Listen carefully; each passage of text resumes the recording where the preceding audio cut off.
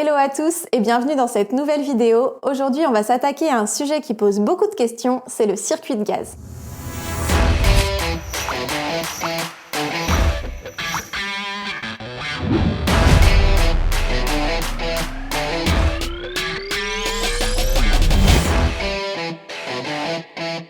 Pour commencer, il nous semble important de préciser qu'installer du gaz dans son véhicule aménagé n'est en aucun cas une obligation pour l'homologation VASP. Certains font le choix d'avoir uniquement des équipements électriques par exemple, donc comme des plaques à induction pour la cuisson. Et dans ce cas-là, cette vidéo ne vous sera pas utile, mais ça vous dispensera pas pour autant du contrôle par Caligaz ou le Bureau Veritas pour la première étape de l'homologation VASP. Car oui, contrairement aux idées reçues, ce contrôle ne concerne pas seulement l'installation de gaz, mais aussi les aérations et les issues de secours. On vous renvoie d'ailleurs à notre vidéo dédiée sur l'homologation VASP pour plus d'informations sur le sujet. Et comme dans une maison, le gaz peut servir à cuisiner, chauffer l'eau, chauffer l'air, voire même conserver les aliments, et c'est une solution qui est très utilisée que ce soit dans les camping-cars ou dans les fourgons aménagés. Cependant, son installation doit être réalisée avec précaution en respectant les exigences de la norme NFEN 1949A1 pour des raisons de sécurité et aussi pour pouvoir faire homologuer votre véhicule en VASP Caravane. Comme pour le circuit électrique, c'est important de comprendre ce que vous faites et surtout de connaître les risques qui y sont associés. Et surtout, en cas de doute, il ne faut pas hésiter à faire appel à un professionnel si vous ne vous sentez pas d'installer votre circuit de gaz par vous-même. Mais n'ayez crainte, en suivant tous nos conseils, vous n'aurez aucun mal à faire une installation conforme et sécuritaire. La bouteille de gaz, c'est vraiment l'élément central du circuit de gaz et il convient de bien la choisir. Pour la choisir, il y a deux éléments à prendre en compte, donc le type de gaz et la taille de la bouteille. On retrouve généralement trois types de gaz dans les véhicules aménagés. À l'utilisation, il n'y a pas vraiment de différence entre ces gaz car les équipements spécialisés pour les véhicules aménagés fonctionnent indifféremment avec l'un de ces trois gaz. Faites attention par contre car les équipements qui sont prévus pour fonctionner au gaz de ville ou au gaz naturel vont devoir être modifiés pour fonctionner avec l'un de ces gaz. Avant de parler plus en détail de ces trois gaz, on va d'abord commencer par définir ce qu'est un GPL pour éviter toute confusion. Un GPL, c'est un gaz de pétrole liquéfié, c'est-à-dire un mélange d'hydrocarbures qui va être stocké à l'état liquide dans une bouteille sous pression. Et quand on va ouvrir la bouteille, le gaz va se vaporiser et va sortir sous forme gazeuse. C'est ce qu'on peut retrouver donc dans les bouteilles de gaz classiques, mais aussi dans les briquets par exemple. Et je vais peut-être vous surprendre, mais les trois gaz dont on va parler sont tous les trois des GPL, c'est-à-dire le butane, le propane et le GPLC. On entend aussi parfois parler de LPG, donc c'est la même chose mais en anglais.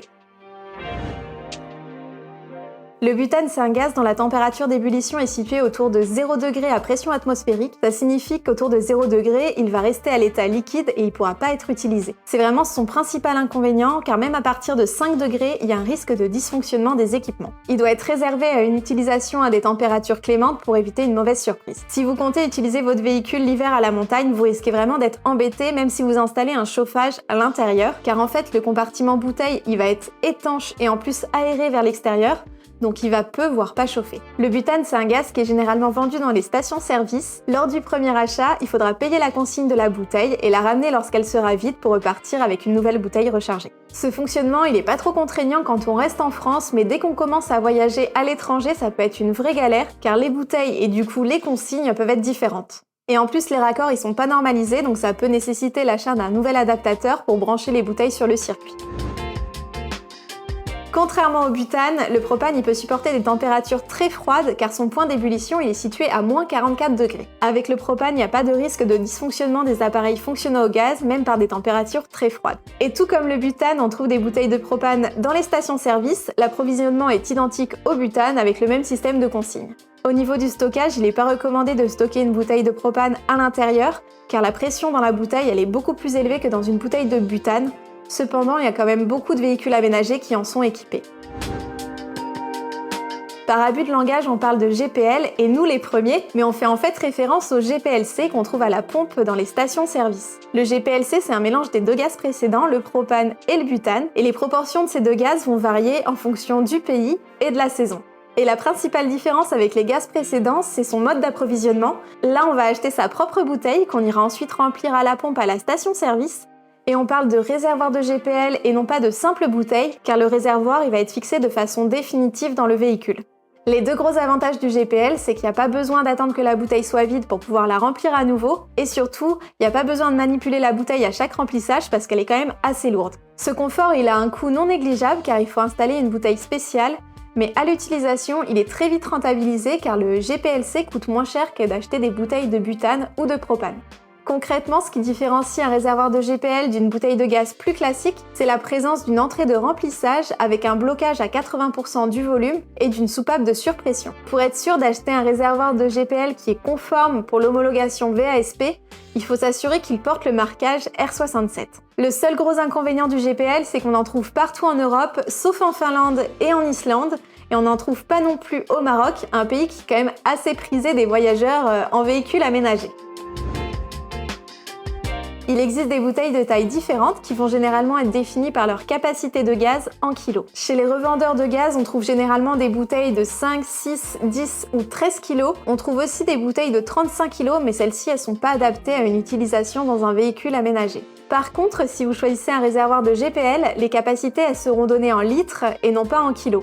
La raison elle est simple, c'est que le poids en kilos il va dépendre de la densité du mélange de gaz, donc de la proportion entre le propane et le butane.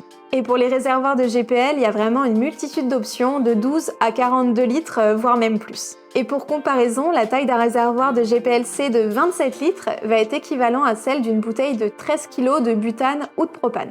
Bien sûr, le choix de la taille de la bouteille va se faire en fonction des différents équipements qui vont fonctionner au gaz et surtout de l'autonomie souhaitée. Si le gaz il sert que pour les plaques de cuisson, une petite bouteille de 5 kg ça peut être suffisant. Mais par contre, si le gaz sert à la fois pour les plaques de cuisson, pour le chauffe-eau, pour le chauffage et pour le frigo, une petite bouteille, c'est vraiment pas recommandé car elle va se vider vraiment beaucoup trop vite. Il est possible d'estimer votre consommation de gaz en fonction des consommations des différents équipements qui sont annoncés par les fabricants, mais cette estimation elle va être très approximative car la consommation réelle elle va beaucoup dépendre de l'environnement extérieur et notamment de la température.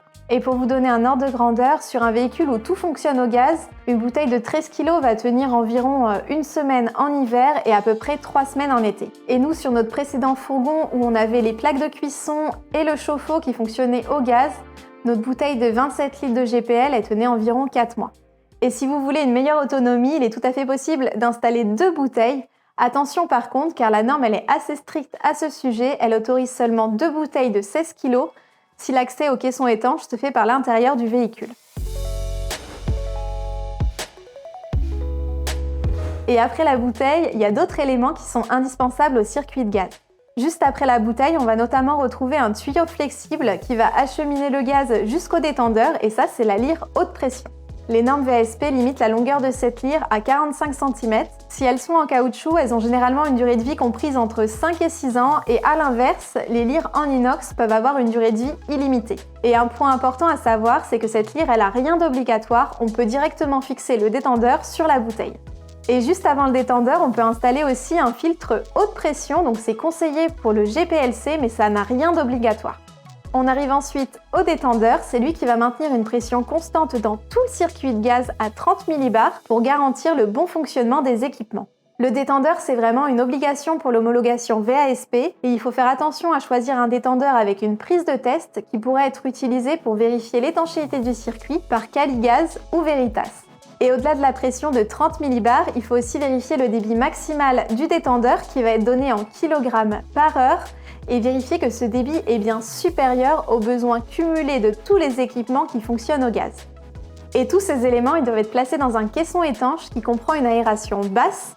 La surface de cette aération basse elle doit être au minimum de 2% de la surface du plancher du caisson avec un minimum de 100 cm².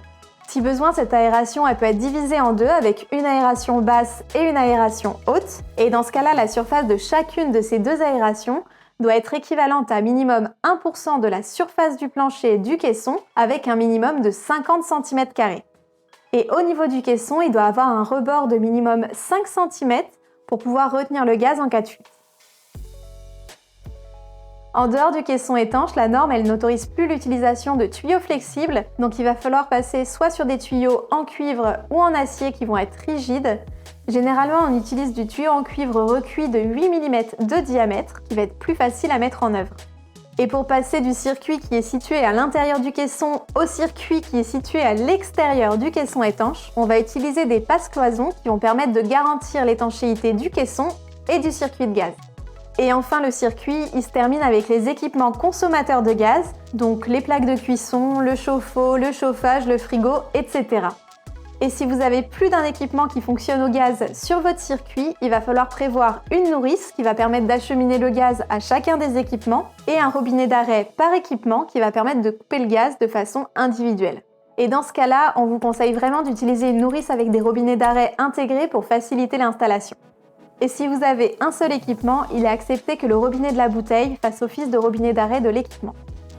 Si vous installez un réservoir de GPLC, il faudra prévoir une coupelle de remplissage à l'extérieur du véhicule.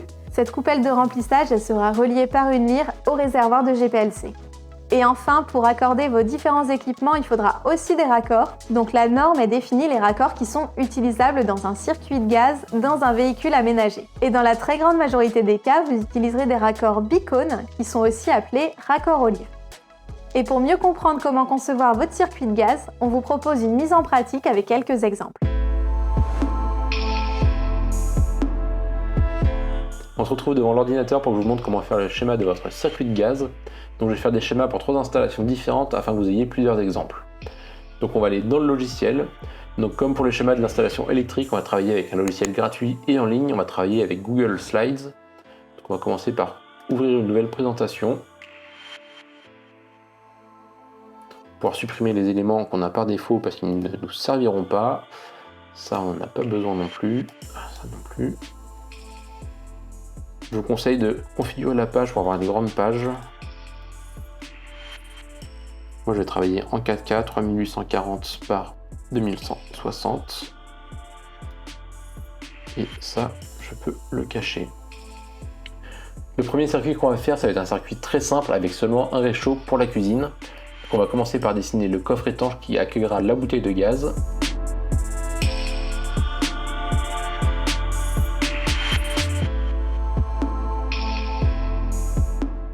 Donc voilà, on a fait le coffre étanche avec un petit trou en bas qui représente l'aération basse.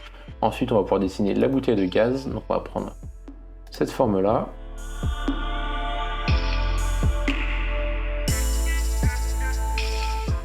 Donc vu que dans ce cas-là, le gaz il servira seulement pour la cuisson, on n'a pas besoin de mettre une grosse bouteille de gaz ni un réservoir de GPLC.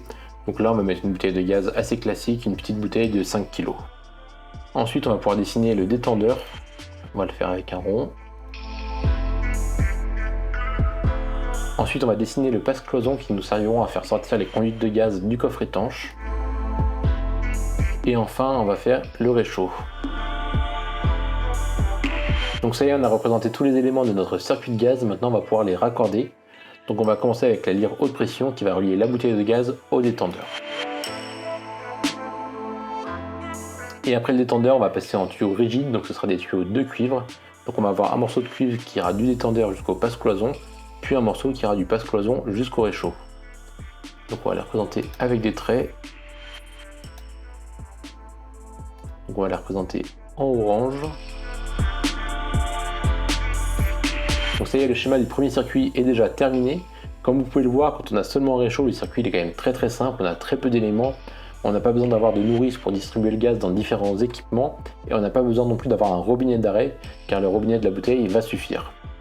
Et avant de m'arrêter, je vais rajouter un dernier détail, je vais rajouter tous les raccords olive.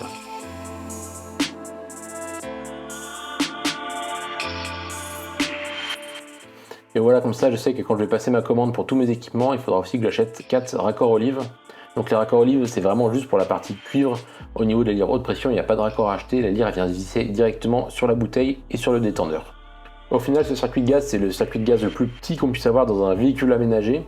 Nous, on le recommande tout particulièrement pour les petits véhicules aménagés, ou bien les véhicules qui vont servir seulement pour quelques week-ends dans l'année. En plus, le fait d'avoir une petite bouteille de gaz, ça va permettre d'avoir un caisson étanche tout petit, qui va se glisser directement dans la cuisine, sous le réchaud. Par contre, si vous souhaitez partir sur une très longue durée, par exemple partir en tour d'Europe, peut-être qu'une bouteille de 5 kg c'est un peu juste, il faudra peut-être prévoir de passer sur une bouteille un peu plus grosse. Ensuite, on va pouvoir enchaîner avec le deuxième circuit. Donc là, on aura une gazinière four pour la cuisine et un boiler pour l'eau chaude. Et c'est tout simplement le circuit qu'on va installer dans notre fourgon. Donc là, je vais quand même rajouter une information importante pour chacun de mes consommateurs de gaz. Je vais noter sa consommation de gaz en grammes par heure. Donc pour le boiler Truma, 120 grammes par heure. Et pour la gazinière, c'est au maximum 548 grammes par heure. Je ne l'avais pas fait sur le schéma précédent parce que vu qu'on avait juste un réchaud, c'était pas très important. Vu qu'on a deux équipements, je vais mettre un deuxième passe-cloison. et on va devoir aussi rajouter une nourrice pour distribuer le gaz dans les deux circuits.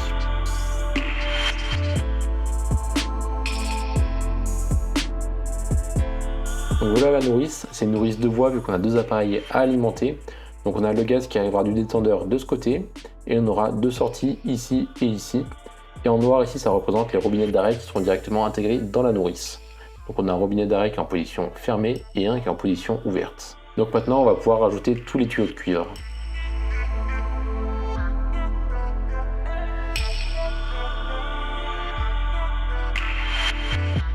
Donc voici le résultat une fois qu'on a tout raccordé. Donc maintenant je vais vérifier que le débit du détendeur soit suffisamment grand pour alimenter à la fois la gazinière et le boiler. Donc il me faut un débit minimum de 668 grammes par heure. Et donc on est largement bon parce que le détendeur que je vais choisir, il a un débit de 1500 grammes par heure. Quand vous allez choisir votre détendeur, il faudra aussi faire attention au type de raccord dont il est équipé. En entrée en général, on va choisir un raccord 20 par 1,5. C'est les raccords classiques qu'on a sur les lyres haute pression. Et en sortie, il faut des raccords bicônes pour pouvoir connecter les tuyaux de cuivre avec des raccords olive. Et il faut choisir le bon diamètre en fonction du tuyau qu'on va installer. Donc nous, c'est du 8 mm. Et enfin, pour finir, je vais modifier la bouteille de gaz parce que là, vraiment 5 kg, ce ne sera pas suffisant pour alimenter le boiler et la gazinière. Il faut au moins une bouteille de 13 kg. Et là, au lieu de mettre une bouteille de gaz classique, on va installer un réservoir de GPLC. Bon voilà, j'ai remplacé la bouteille de 5 kg par un réservoir de GPLC de 27 litres. Donc ça correspond plus ou moins à une bouteille de 13 kg de propane ou de butane. Donc maintenant que j'ai un réservoir de GPLC, je vais devoir ajouter la coupelle de remplissage et la lyre qui va aller jusqu'à la bouteille.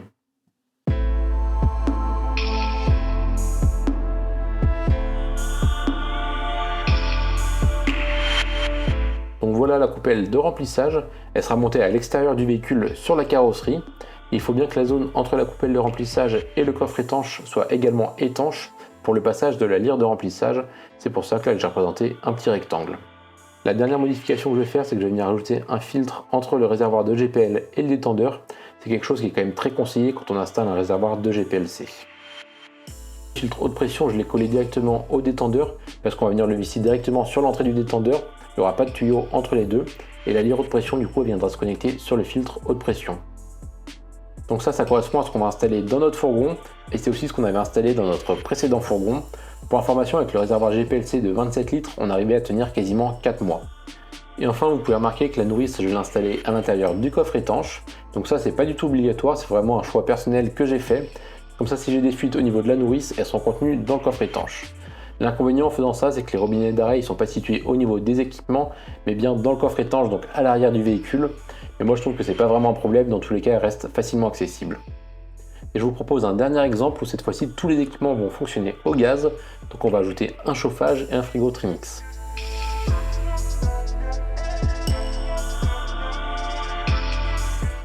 Donc voici ce que ça donne pour ce dernier exemple. Donc là, on a un circuit qui est encore plus complexe. Et au niveau de la consommation de gaz, elle risque d'être assez élevée, notamment avec le frigo qui va tourner quasiment en permanence et le chauffage qui va tourner tous les jours en hiver. Et d'ailleurs, c'est pour ça que nous, sur nos aménagements, on préfère avoir un frigo à compression qui fonctionne seulement à l'électricité et un chauffage qui fonctionne au gasoil. Cette configuration, on la retrouve beaucoup sur les véhicules industriels, que ce soit camping-car ou fourgon aménagé. Et en général, pour combler la forte consommation, ce qu'on va faire, c'est qu'on va doubler les bouteilles.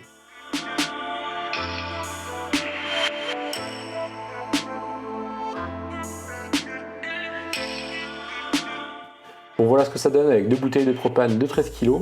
Donc les deux bouteilles sont reliées à un inverseur avec des lyres haute pression. Et l'inverseur va permettre de basculer d'une bouteille à l'autre quand l'une des deux est vide. Le reste du circuit il est équivalent à ce qu'on avait avant. Donc là on se retrouve vraiment avec la configuration classique d'un camping-car. Une fois que notre schéma est terminé, on va pouvoir l'imprimer. Donc on va cliquer sur imprimer. Ça va nous générer un PDF qu'on va pouvoir imprimer pour aller travailler sur le fourgon.